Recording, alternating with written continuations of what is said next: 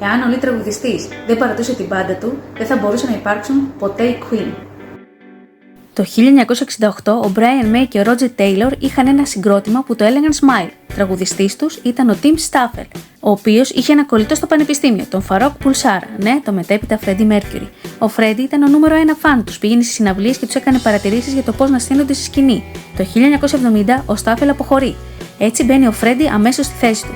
Επιβάλλει το όνομα Queen παρά τις αρχικές αντιρρήσεις των άλλων, δεν τους αδικό, και το 1971 βρίσκουν τον μπασίστα John Deacon. Η ιστορία μόλις είχε ξεκινήσει. Εσείς γνωρίζετε το αρχικό του όνομα? Αν ναι, γράψτε μου κάτω στα σχόλια και πάμε για το Part 2. Αυτό το συγκρότημα είχε περισσότερα πτυχία πανεπιστημίου παρά γκρούπις. Πριν γίνουν παγκόσμιοι θρύλοι, τα μέλη των Queen είχαν σπουδάσει. Ο κιθαρίστας Brian May σπούδασε φυσική και μαθηματικά και μάλιστα αργότερα πήρε το διδακτορικό του στην αστροφυσική. Ο drummer Roger Taylor σπούδασε οδοντίατρος, ενώ ο μπασίστας John Deacon είχε πτυχίο με άριστα στην ηλεκτρονική μηχανική. Μάλιστα έφτιαχνε μόνος του τους ενισχυτές της μπάντας. Όσο για το Freddie Mercury, είχε πτυχίο στο graphic design και μάλιστα ήταν αυτός που σχεδίασε ολομόναχος το διάσημο μεγαλοπρεπές λογότυπο των Queen. Αν ξέρετε άλλη rock μπάντα με τόσα πτυχία, γράψτε μου κάτω στα σχόλια. Αυτό έκαναν οι Queen και ξεχώρισαν. Οι Queen ανακάτεψαν rock, opera, pop και τα 4 μέλη έχουν γράψει από ένα παγκόσμιο νούμερο 1 hit. We Will Rock You, Brian May, Radio Gaga, Roger Taylor, Another One Bites the Dust, John Deacon. Όταν όμως ο Freddie έγραψε το Bohemian Rhapsody, μια rock όπερα 6 λεπτών, τα στελέχη της δισκογραφικής τους, της EMI, έπαθαν σοκ. Ο Paul Watts είπε χαρακτηριστικά: «Τι είναι αυτά τα πράγματα, τρελαθήκατε». Ενώ η εταιρεία αρνήθηκε κατηγορηματικά να το κυκλοφορήσει ως single, λέγοντας ότι κανένας ραδιοφωνικός σταθμός δεν θα έπαιζε ένα τόσο μεγάλο τραγούδι, οι Queen δεν έκαναν πίσω. Έδωσαν κρυφά μια ταινία στο DJ Kenny Everett, αυτός το έπαιξε 14 φορές ένα Σαββατοκύριακο, ο κόσμος ξετρελάθηκε και ανάγκασε τη δισκογραφική να το βγάλει. Έγινε ο απόλυτος θρύλος, συνεχίζει να είναι μέχρι και σήμερα. Γράψτε μου κάτι στα σχόλια ποιο από αυτά είναι το δικό σας αγαπημένο τραγούδι ή αν υπάρχει κάποιο άλλο που σας αρέσει πάρα πολύ. Είμαι η Βανθία Κρητικού και το Patreon έχει όλα όσα αγαπώ και θέλω να μοιραστώ μαζί σου. Θέλεις vocal coaching και θεωρία της μουσικής με απλά λόγια? Το έχεις. Το έχεις. Θέλεις να δεις τι προϊόντα δοκιμάσαμε και ποια ήταν τα καλύτερα? Το έχεις. Θέλεις να δεις τις καλύτερες εξοπλίσεις μας? Το έχεις.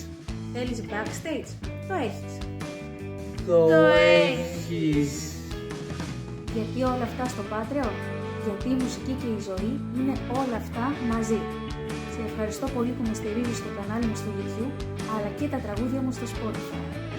Έτσι μου δίνεις τη δυνατότητα να δημιουργώ περισσότερο και καλύτερο περιεχόμενο για εσένα. Το έχεις. Είχε 4 παραπάνω δόντια από ένα τυπικό άνθρωπο και λένε πως αυτό ευθυνόταν για τη φωνή του. Ισχύει αυτό τελικά ή όχι για το Freddie Mercury? Ο Freddie γεννήθηκε με μία πάθηση που λέγεται υπεροδοντία. Είχε 4 παραπάνω δόντια στο πίσω μέρος της άνω γνάθου, τα οποία έσπρωχναν τα μπροστινά του προς τα έξω.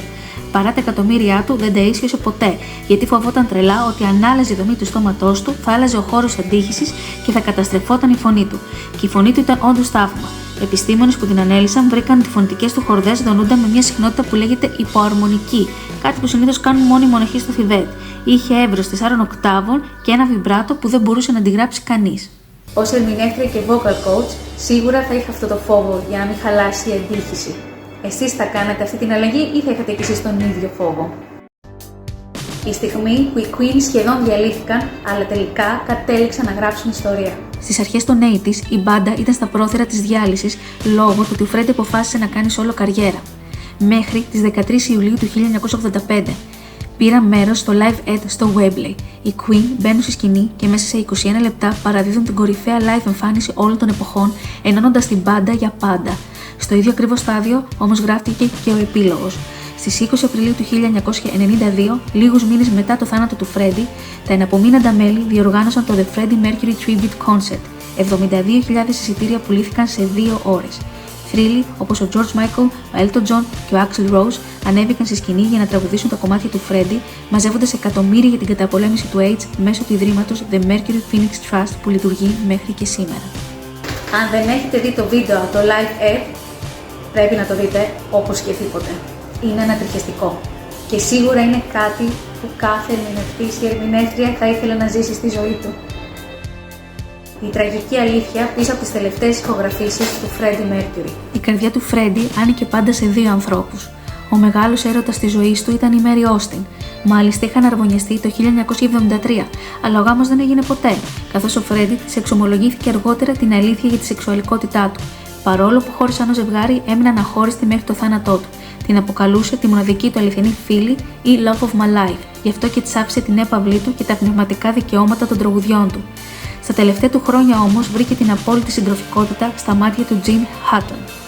Ο Jim ήταν ο σύντροφος που στάθηκε βράχος δίπλα του. Δεν τον εγκατέλειψε ποτέ και ήταν εκεί κρατώντας του το χέρι μέχρι την τελευταία του πνοή. Το 1987 ο Φρέντι διαγνώστηκε θετικό στα AIDS. Παρά τους φρικτούς πόνους, κλείστηκε στο στούντιο με την υποστήριξη των δικών του ανθρώπων και τραγουδούσε ασταμάτητα. Έτσι γεννήθηκε το The Show Must Go On.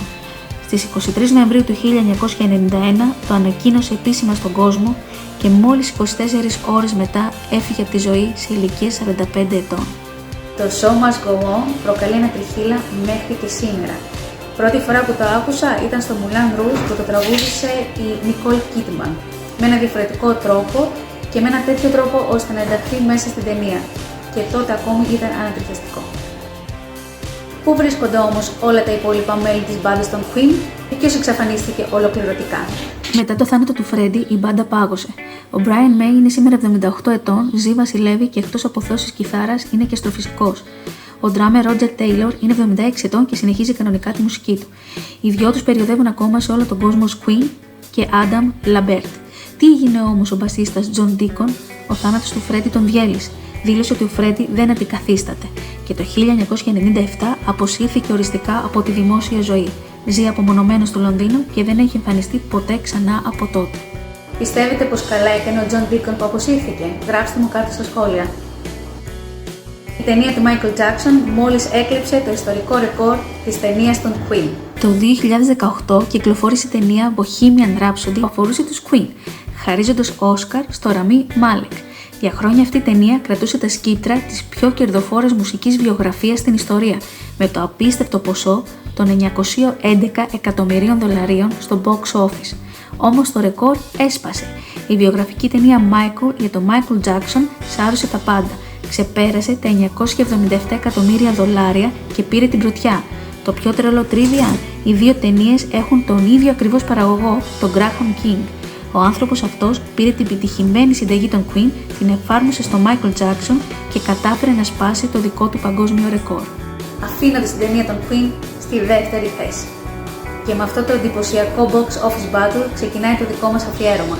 Τις επόμενες 3 Κυριακές θα ερμηνεύσω μόνο με φωνή και πιάνο, έχοντας μαζί μου το Φελή Τριανταφύλου 3 κομμάτια αγαπημένα των Queen.